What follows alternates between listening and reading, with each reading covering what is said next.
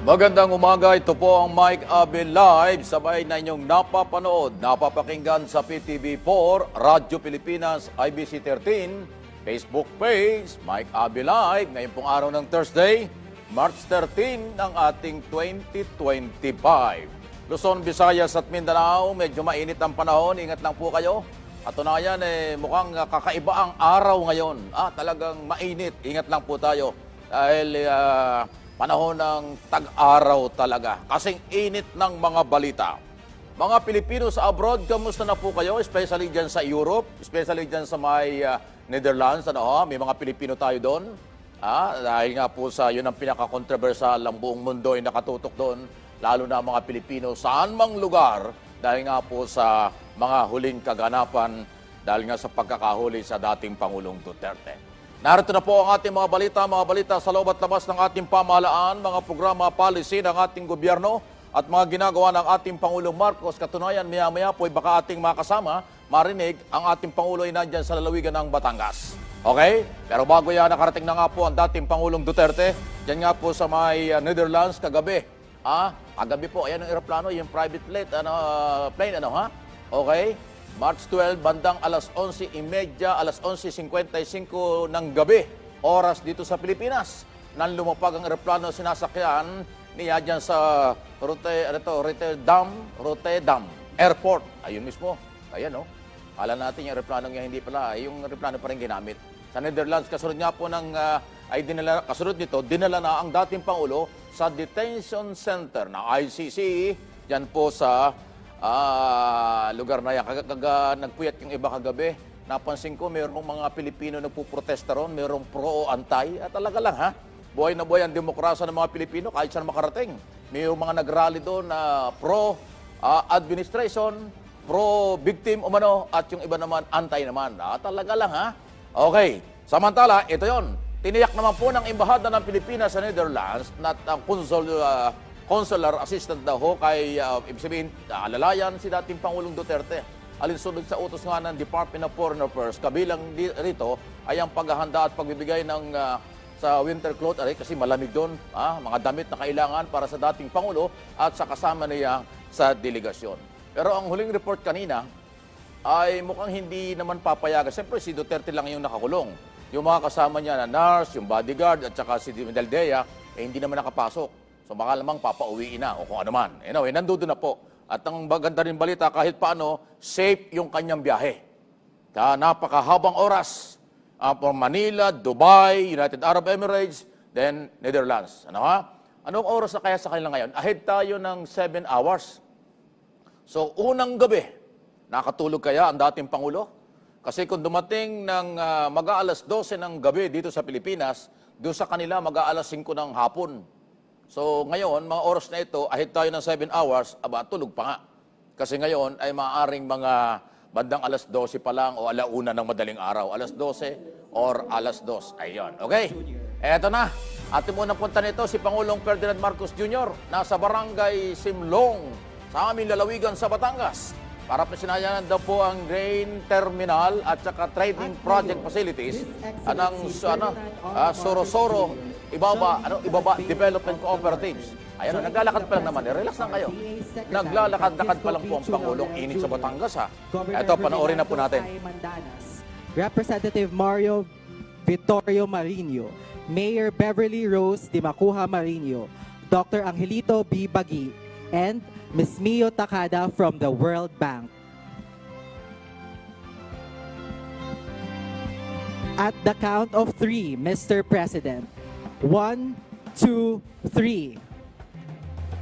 The marker reads, the Sorosoro Ibaba Development Cooperative Grains Terminal and Trading Project, inaugurated by His Excellency Ferdinand R. Marcos Jr., was conceptualized for the farmers and livestock growers of the Calabarzon region. Congratulations, SIDSI! Maraming salamat po, Mr. President. Ngayon, inaanyayahan po natin ang ating Pangulo to the Grains Terminal Facility to observe the intake and dumping process of yellow corn grains.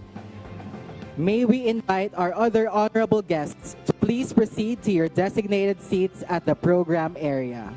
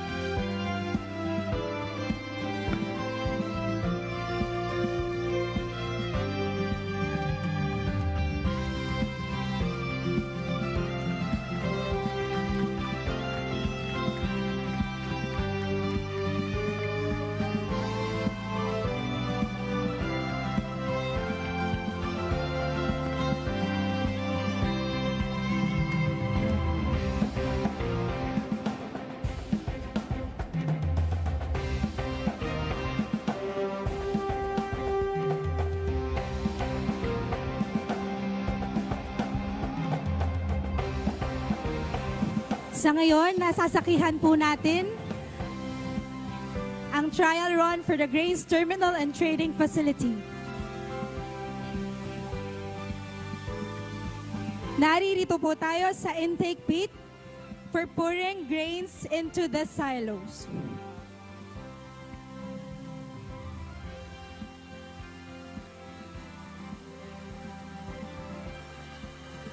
After the pouring process, the grains will proceed to the pre-cleaner to remove overs, fines, and dust impurities to ensure that only clean grain is stored in the silos.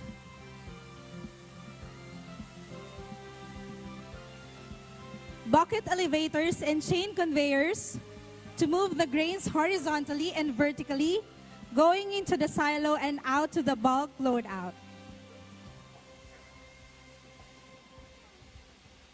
In this facility, we have 2 units of 6,000 metric tons grain silos equipped with temperature sensors and aeration system that will condition the grains while in storage. We have an automatic operation that uses programmable logic control and SCADA for seamless operation.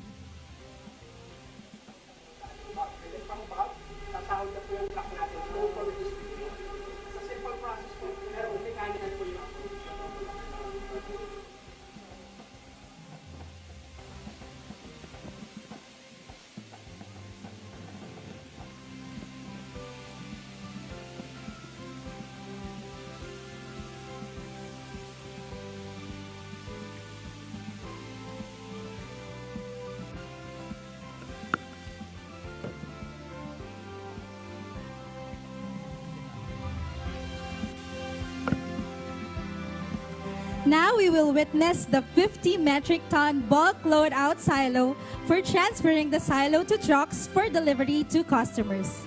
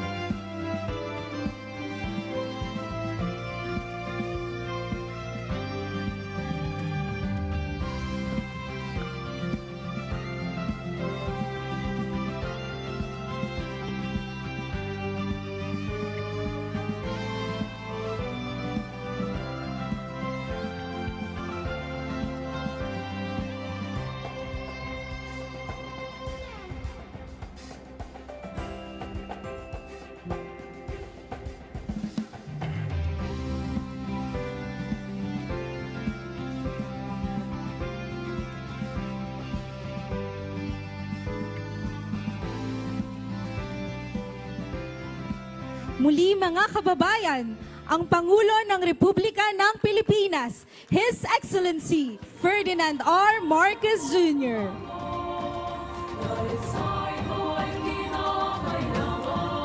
We may now be seated. Maaari na pong maupo.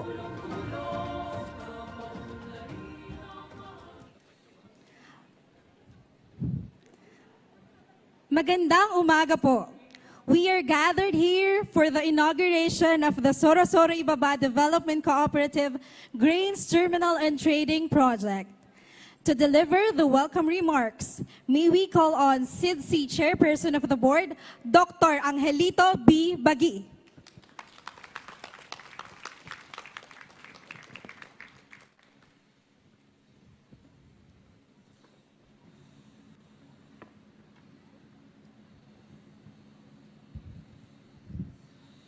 good morning and welcome.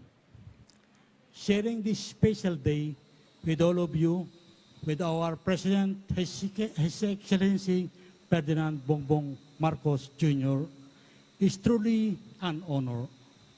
I am overwhelmed with inspiration and optimism for our sector. Yes, there is still much to be hopeful about the cooperative and agriculture sector. But with you as allies, I have no doubt that we can gradually move forward to a more secure and environmentally sustainable future.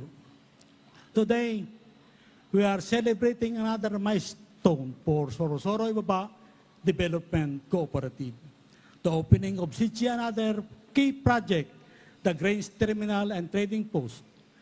Sinika pong itayo ang proyektong ito bilang tugon sa lumalaking pangangailangan sa yellow corn bilang paunahing sangkap sa paggagawa ng pamakain para sa mga baboy at manok, baka, and other ruminants.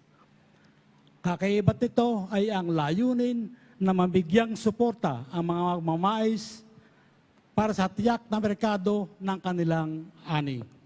Gayon din ang pagtupad sa tungkulin bilang kooperatiba upang maging kaagapay sa pagpapalago ng industriya ng pagmamanukan, pagbababuyan, bakahan, and other ruminants. Sa mga kasapi ng SIDSI, mga kawani, partners sa pampubliko at pribadong sektor at kapwa opisyales, ang pagdiriwang natin ngayon ay bunga ng pagsisikap, pagtutulungan at pagkakaisa. Tunay na sa mga gawaing pangkooperatiba at pagkaunlaran, ito'y kayang-kaya basta sama-sama. Once again, thank you and special thanks to our dear President for joining us in this very memorable event. Sumayatin ang patuloy na pagpapala ng Panginoon. May God bless us all. Thank you. Maraming salamat, Dr. Bagi. Para tayo ay bigyan ng rasyonale and overview nitong SIDSI Grains Terminal and Trading Project, may I call SIDSI Chief Executive Officer, Mr. Rico B. Heron.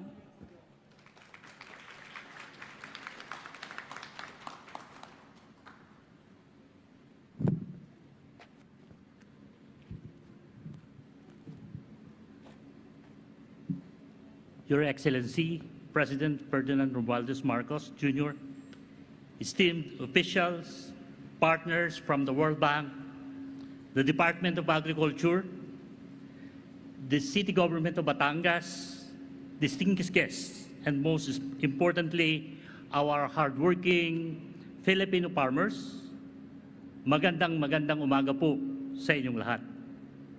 Subalit, bago po ako magpatuloy sa aking mga sasabihin, ay nais ko munang ipakilala ang Sorosoro Ibaba Development Cooperative. Panuorin po natin ang video na ito.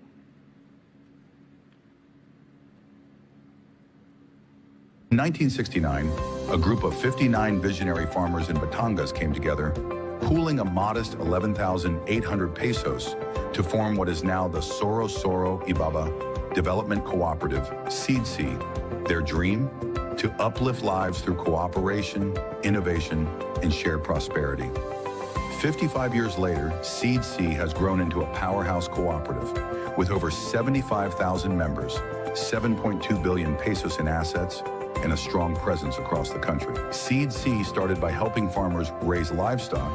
It also has pig farms, broiler and layer farms, and producing organic fertilizer to maximize agricultural resources. As the demand for quality feed grew, SIDSI established its own feed milling business in 1987, producing SIDSI feeds, co-op feeds, and big boy animal feeds, brands trusted by farmers nationwide.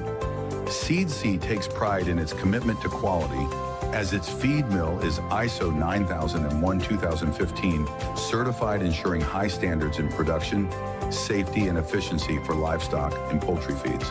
From a small sari-sari store SeedC expanded into a network of 65 retail stores, 67 savings and loan branches, and multiple gasoline stations. Today, SeedC serves Calabar Zone, northern and southern Luzon, Mindoro, Visayas, Romblon, and Palawan, with plans to expand into Mindanao through corn production partnerships. In Mindoro, SeedC launched the state-of-the-art rice mill in 2021, processing 5 tons of rice per hour, a milestone for local farmers. Embracing the digital era, SeedC also into Eco-Op Mart, Lazada, and Foodpanda delivery networks, ensuring convenient access to goods. Beyond business, SeedC gives back through scholarships, healthcare programs, patronage refunds, and livelihood support. Programs like Sajib Kasapi Foundation, Barangay Development Fund, and the Corn Clustering Program help farmers thrive, not just survive. And now SeedC is taking bigger strides with the SeedC Grains Terminal and Trading, a project made possible through the World Bank, Department of Agriculture PRDP, and Batangas City Government. Opening this 2025, this facility will secure a steady supply of yellow corn, supporting both farmers and the livestock industry. SeedC also proudly launched the SeedC Meat Cutting Hub, which received an NMIS license to operate, and continues to strengthen the dairy industry through SeedC Dairy Farm, in partnership with the National Dairy Authority. Committed to shaping the future of agriculture, SeedC established the Young Cooperators Program, nurturing 3,620 young minds with knowledge, skills, and values in farming and cooperativism. From a small dream with 11,800 pesos to becoming a pillar of strength for Filipino farmers, SeedC is a testament to resilience, innovation, and community empowerment as the largest agri-based cooperative in the Philippines.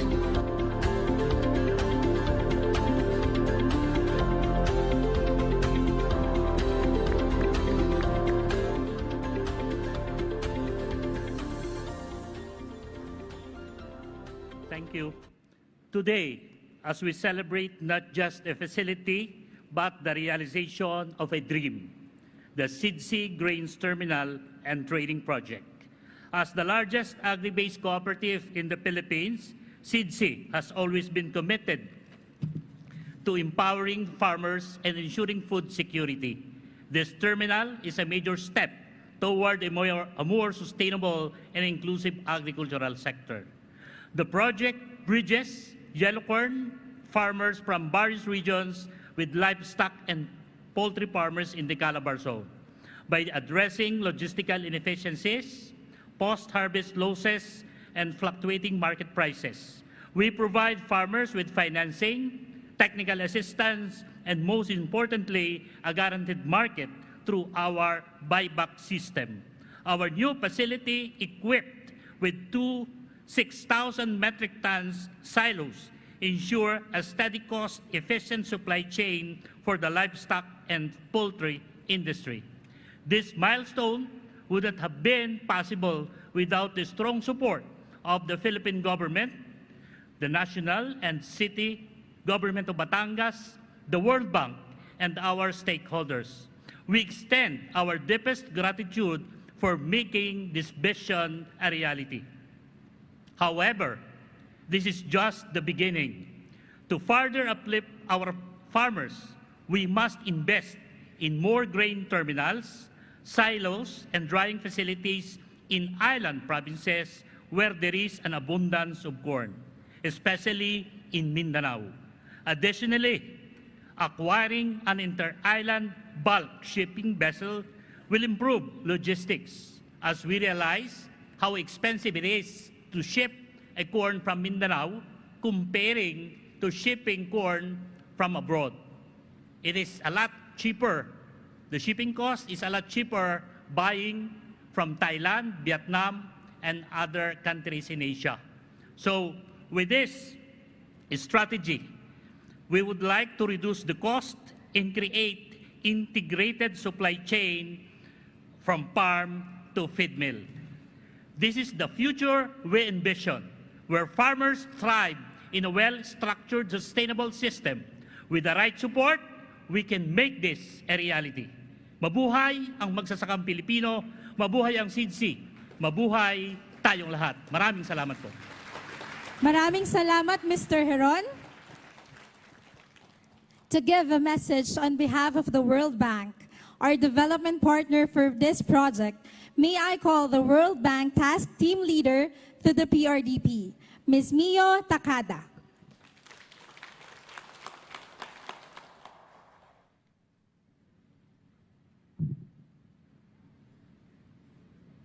Your Excellency, President Ferdinand Marcos Jr., and the distinguished guests and ladies and gentlemen, good morning. On behalf of the Zafar Mustaganov, Country Director for the World Bank, who is absent today, unfortunately he is out of the country today, I'd like to express our sincere appreciation for your kind invitation to this important event to celebrate this significant milestone in our journey towards agricultural development and sustainability. We'd like to congratulate Soro Soro Ibaba Development Cooperative, Department of Agriculture, and the Philippine Rural Development Project for unwavering commitment and dedication to this project. CDIC project is a testament to our collective resolve to improve food security, boost agricultural productivity, and support the livelihood of farmers. This project will create numerous job opportunities and providing stable environment and economic development for many individuals in the region. We are deeply honored to be with Your Excellency President Ferdinand Marcos with us today. Your Excellency's presence today underscores the importance of this project and the government commitment to the agricultural development and rural development, and also our partnership between the government of the Philippines and the World Bank over 8 decades. For the World Bank, agriculture sector is one of the most important sectors, and which support really the country's inclusive growth. And among others, Philippine Rural Development Project, PRDP, is a flagship project and most important project with over $1 billion investment and over 10 years. And I would like to extend my sincere gratitude to Secretary Francis T. Laurel, his unwavering support, dedication to the agriculture sector, and this has been instrumental in achieving these results and improving agriculture policies, practices, and have greatly contributed to the success of PRDP. The World Bank will continue to stand ready to support farmers, people in the Philippines, and to support realization of the vision of Your Excellency President Marcos para sa masaganang bagong Filipina, and to create better future and a livelihood for the Filipino farmers. And we are very much looking forward to see the outcome, impact of SIDC in the region and economic development. In closing, I'd like to express our deepest appreciation on behalf of Zafar, Country Director, and to everyone who has made this possible. Once again, congratulations to all. Thank you so much. Thank you, Ms. Takada. And now, may we request the Honorable Agriculture Secretary, Francisco P. Chu Laurel Jr., to introduce our guest of honor and distinguished speaker. Ladies and gentlemen, the President of the Republic of the Philippines, His Excellency Ferdinand R. Marcos Jr.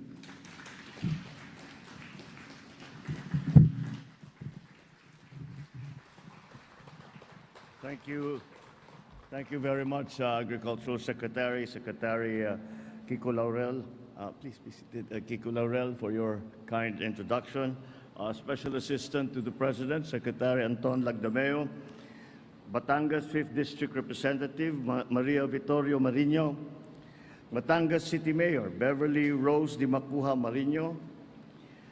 The Soro Soro Ibaba Development Cooperative, or SIDC Chairman, Dr. Angelito Baggi, and CEO Rico Heron. World Bank Senior Agriculture Economist, Ms. Mio Takada. Stakeholders and members of the cooperative, my fellow workers in government, distinguished guests, ladies and gentlemen, magandang umaga po sa inyong lahat.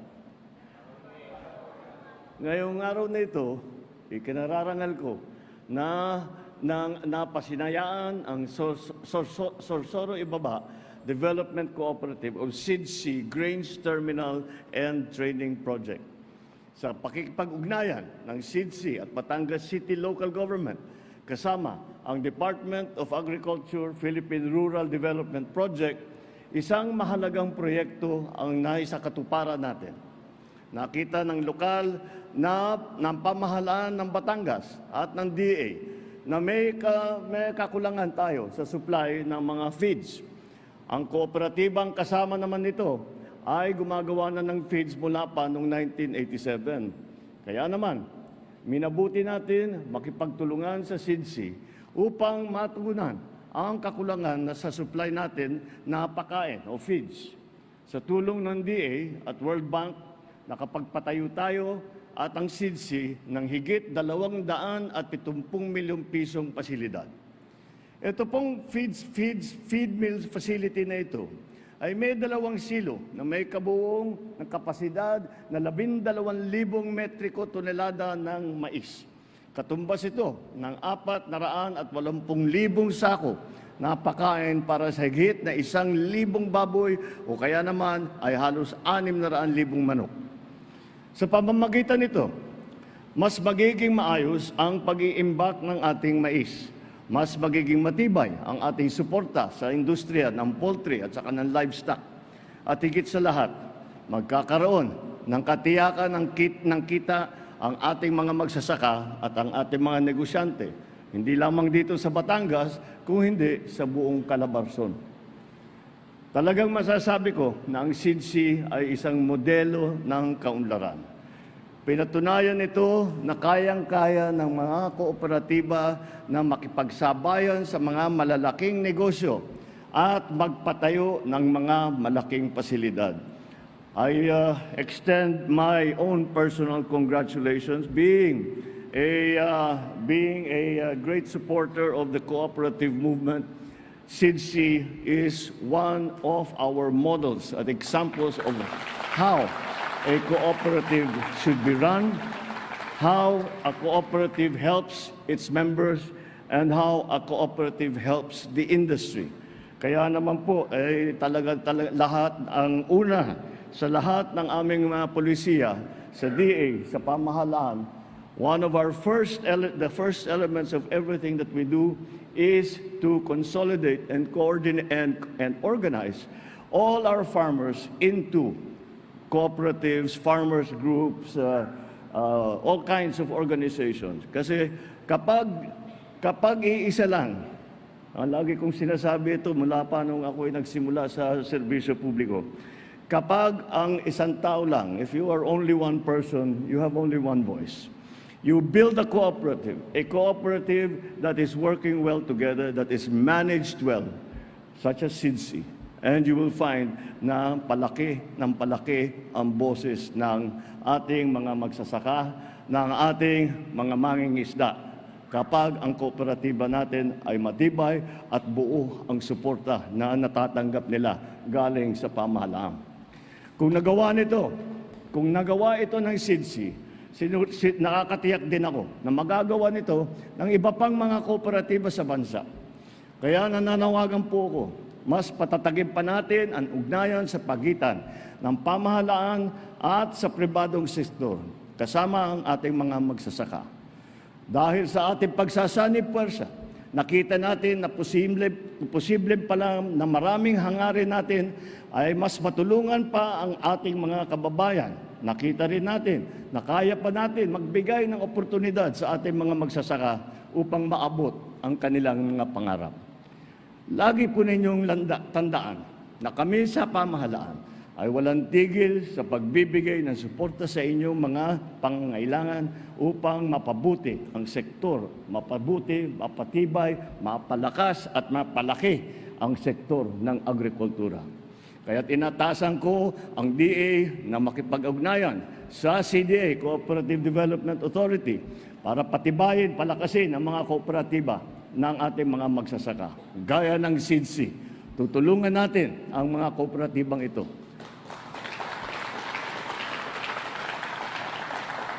upang magkaroon ng mga makabagong makinarya mga post-harvest facilities upang mapataas ang kanilang ani at ang kanilang kita. Plano rin ng pamahalaan na maglaan ng pondo para sa mga dryer, mga silo, warehouse, rice at corn mill at iba pang mga kagamitang agrikultura. Dahil dito, mababawasan ang nasasayang na bigas at mais, mapapababa natin ang presyo ng pagkain, at mas magiging produktibo ang ating mga magsasaka. Paiigtingin din po natin ang mga proyektong magpapabuti sa irigasyon at patubig na nagagamitin sa mga pump station para sa mas matipid at epektibong daloy ng tubig sa mga bukiran. Ilan lamang po ito sa mga ginagawa ng pamahalaan na para sa ating mga magsasaka. Tinitiyak po natin sa inyo na gagawin namin ang lahat upang matupad ang mga ito. Palalawakin pa natin ang mga programa na ito. Ipapabuti natin at ipapataas ang ating produksyon sa pamamagitan ng pagbibigay ng mas epektibong makabagong teknolohiya. Titiyakin natin na abot kamay ang lahat ng suporta upang mapabilis at mapadali ang pagdadala ng kanilang ani sa merkado. Mga kababayan, ating aalahanin na ang bagong Pilipino ay parang isang masikap na magsasaka. Siya ay may disiplina, may husay, may pagmamahal sa bayang kanyang pinapalago. Patuloy tayong magsikap, patuloy tayong magtulungan at magsulong para sa pagunlad ng bagong Pilipinas. Maraming salamat po at mabuhay bagong Pilipinas. Mabuhay po tayong lahat. Magandang umaga po sa inyo.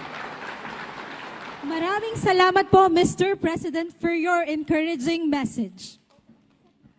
And now, may we request the President to kindly grant us a photo opportunity. May we also request Secretary Chu Laurel to join the President. For the first set, may we call on SIDSI officials and stakeholders for a photo opportunity. May we request the Department of Agriculture, local government, and World Bank officials to please stand by.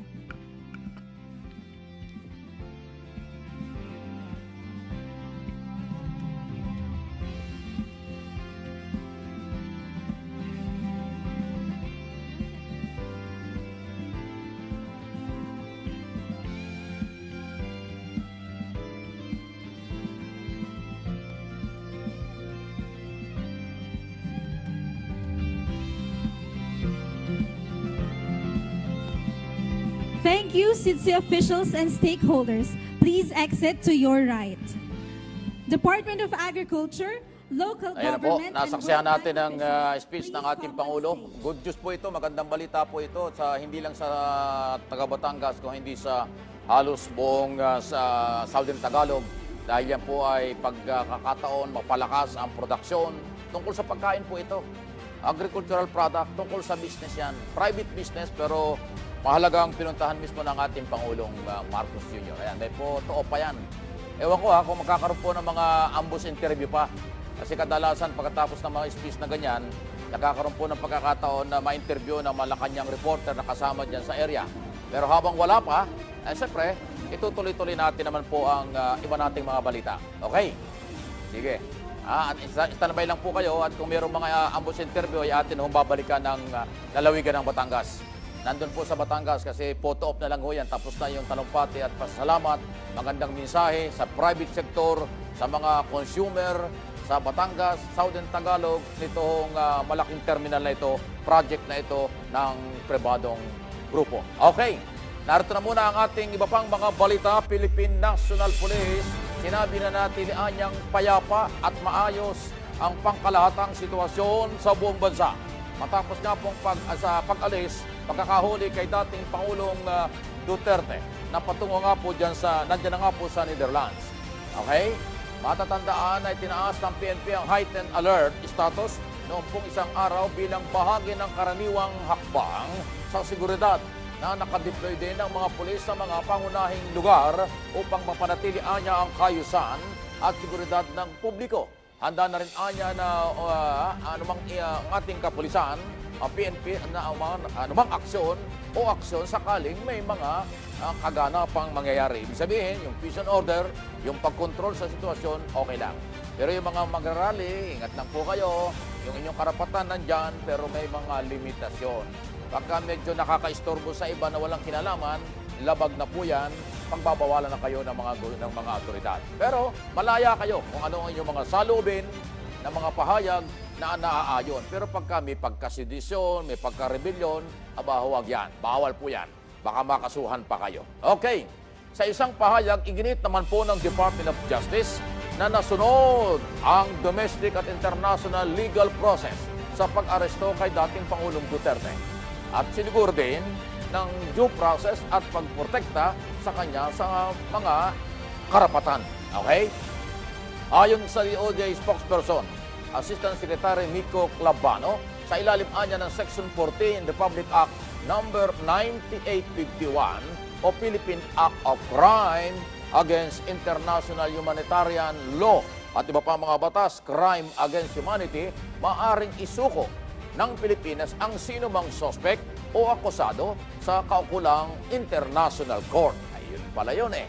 Sa kabila ng pagkakalas ng Pilipinas sa ICC noong 2019. Nanatilian niyang membro ang bansa ng Interpol at isinagawa ang pag-aresto sa Pilipino ng pagkakasunod dito nga ho sa Philippine Law at yung Philippine Law Enforcement Agent bilang bahagi ng cooperation sa international community. Ayan po kasi meron mga nagpetisyon na kinu-question yan eh. So ngayon po ay maraming mga abogadong nagbabanggaan ng mga idea at opinyon. Pero ang advice ko po sa inyo munang suriin. Yung bang nagsasalita ay ano ba yan? Independent lawyer ba yan? Abogado ba yan ng biktima? Abogado ba yan ng nasasakdal? O anong klaseng abogado yan? So yun lang po ang ating pagbabasihan para hindi kayo malito. Doon kayo sa mga independent lawyer. Walang personalidad sa kaso at maaaring maging neutral ang paliwanag niyan. Okay? Kahapon nga po ay nagtungo sa Korte Suprema si dating presidential. Ito na ngayon. Sinasabi ko, Legal Counsel Attorney Salvador Panelo. At ang kanyang anak o anak daw ho na si Paolo, Attorney Paolo, meron pala siyang anak na abogado rin, Paolo Panelo, ganon, para ho magahin daw ng petition for writ of habeas corpus nga po. Hiniling daw ho sa petisyon na utusan ng gobyerno na ibalik sa bansa. Wow, grabe. Ang dating Pangulong Duterte kasunod ng pag-aresto sa kanya ng ICC. Ang anak ng dating Pangulong si Veronica Kitty Duterte, ang petitioner, at si Panelo naman ang nagsilbing abogado. Ganon. Ang petisyon ay sa paniniwalaan niya nila na wala umanong batayan ang pag-aresto ng ICC dahil walaan niya itong jurisdiksyon sa Pilipinas. Sa kaugnay na balita, nagain naman din ang anak ng dating Pangulo ng Duterte, si Davao City Mayor Baste Duterte, ng petition for, ganun din, habeas corpus din po sa Korte Suprema para sa agarang pagpapalaya ng kanyang ama. So, ibig sabihin, ang haba ng kwento, si Kitty at saka si Baste, alam ko hindi si Baste. Double check na natin niya, baka magkamali tayo. Alam ko si Pulong. Anyway, si Baste at si Pulong, magkaiba yon pero parehong anak yon. Anyway, so kinakatawan pala na mag-amang abogado. So, mag-amang Duterte at mag-amang Panelo ang nagpunta ng Korte Suprema. Ganon pala yon. Sige. Anyway, ito yung development.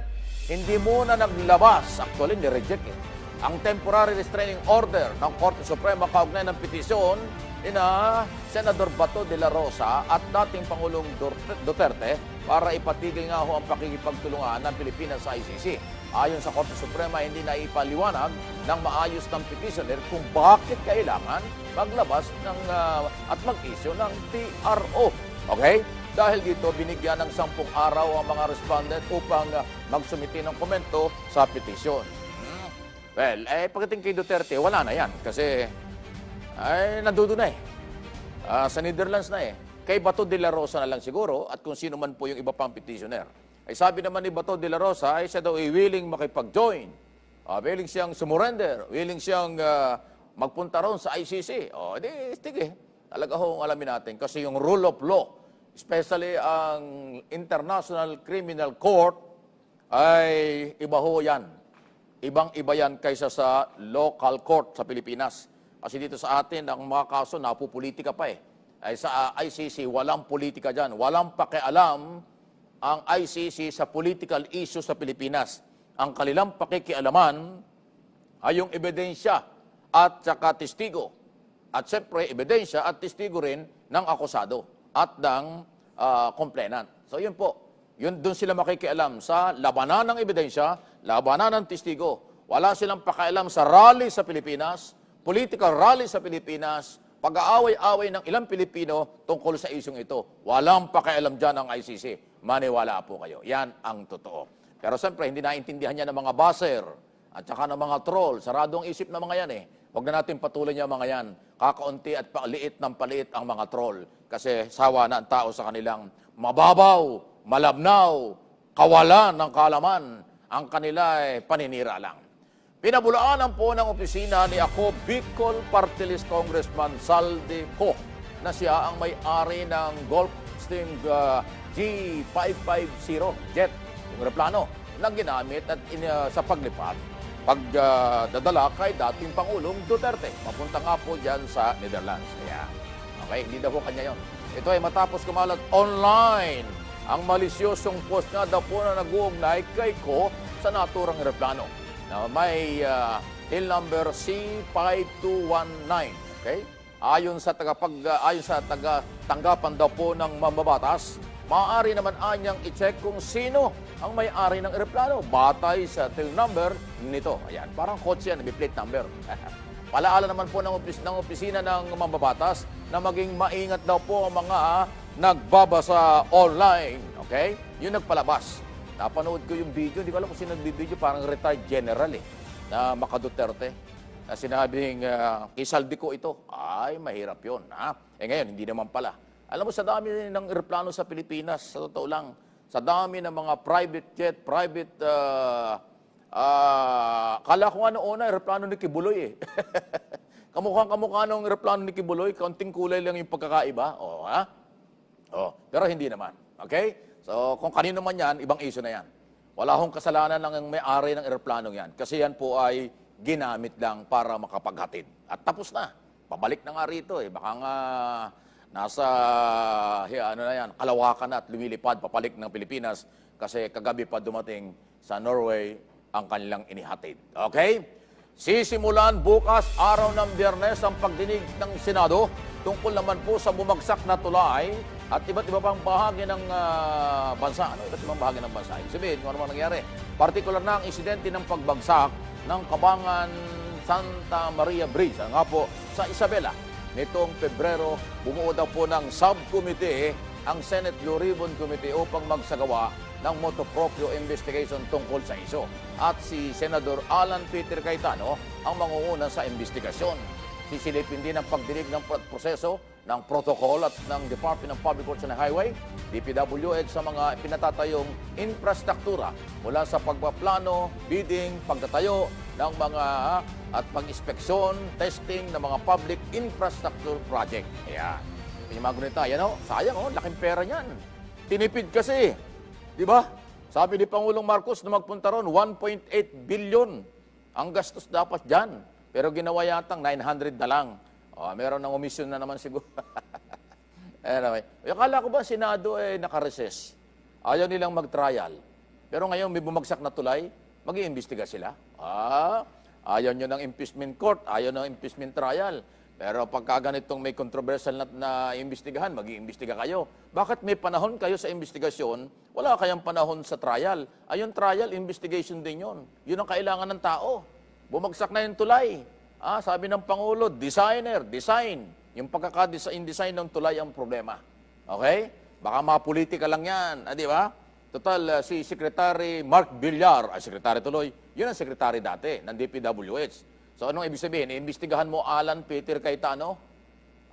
Si Mark Villar, na siyang dating Public Works and Highway Secretary noong mga panahong yon. Doon nagsimula yung tulay Project na ito di ba? Nagtatanong lang po. Okay. 9:47 ng umaga. Nakatakda pumunta ngayong linggo ang bagong linggo ngayon, ang bagong ibig sabihin magnunumpula ngayon, ang bagong Bangsamoro Autonomous Region of Muslim Mindanao o BAM Chief na Minister Abdulra or Makakaw sa Commission on Election, COMELEC, upang ito daw po ay magkaroon ng courtesy kasama naman po mga opisyal ng poll body. May bago kasing opisyal ng Bangsamoro Autonomous Region of Muslim Mindanao. Ayon kay COMELEC Chairman George Erwin Garcia, isa sa nais anyang mapag-usapan ay ang proposed opponent daw sa petition parliamentary set mula nga po sa Sulu kasunod ng ruling ng Korte Suprema para dito. Alam niyo kasi nagkaroon po ng yung Sulu province ay nahiwalay sa BARM na dapat ay kasali. Pero merong desisyon ng Supreme Court yan, yun ho yung issue.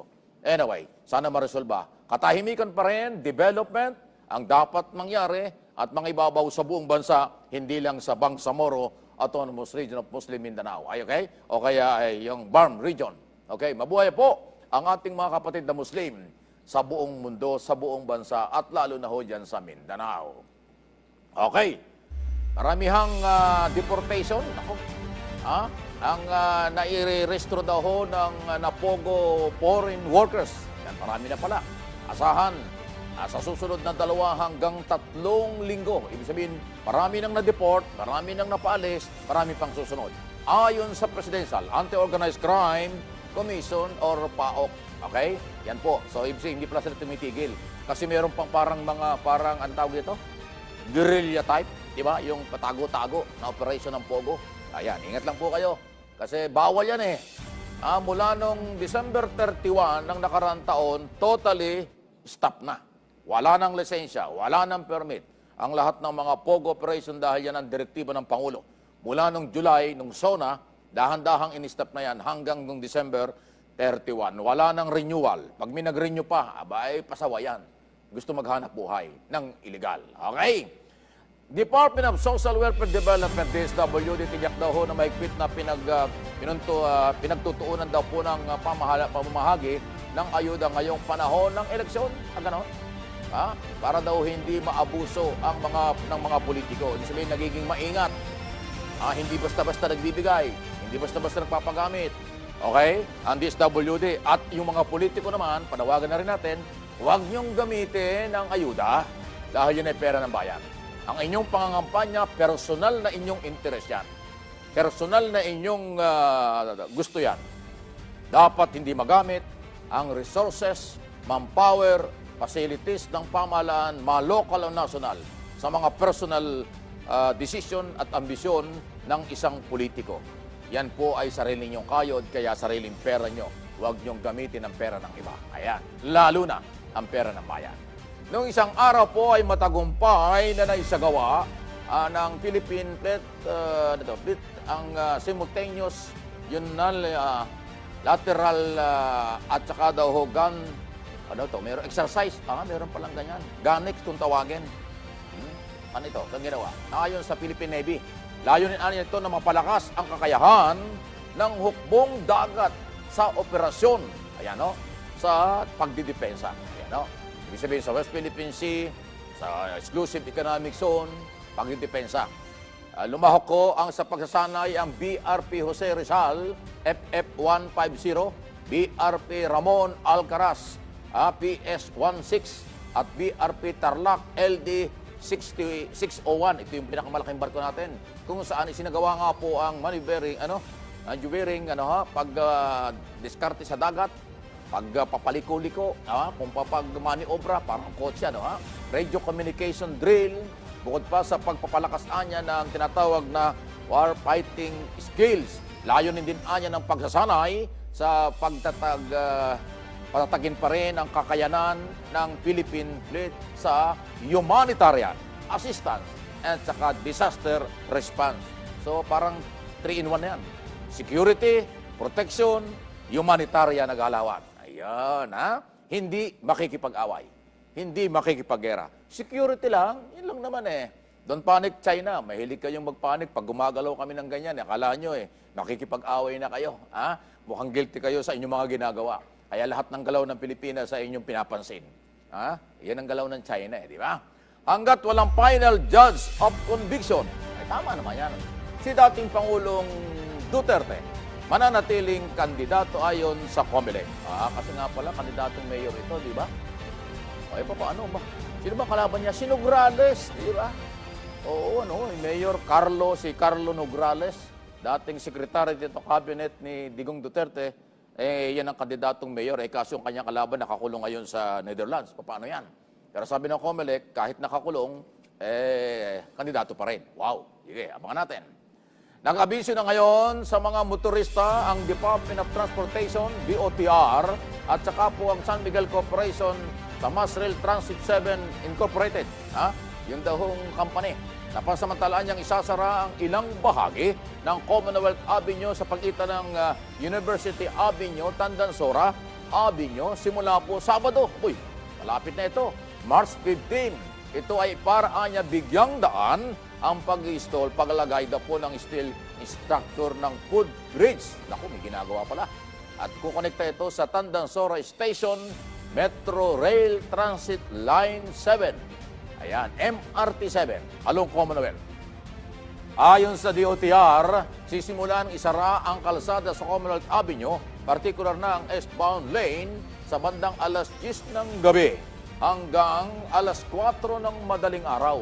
Gabi naman pala Ayan, huwag lang paabutin ng alas 5. Alas 5 kasi matraffic na ayan po mga taga Commonwealth Avenue, taga Fairview, kung saan-saan, taga Bulacan, kung sino-sinong gumagamit, na napakabising kalye, ayan po sa Sabado pa naman. Bahagi ng development, bahagi po ng pag-aayos ng mass transportation, especially MRT7. Okay, wala na tayong oras, hanggang dito na lamang po muna. Muli ang ating mga talakayan, magkita-kita tayo bukas dito sa PTV4, nakinig sa Radyo Pilipinas, IBC 13, Facebook page, Mike Avi Live, para sa Pambansang TV, sa Bagong Pilipinas. Salamat po.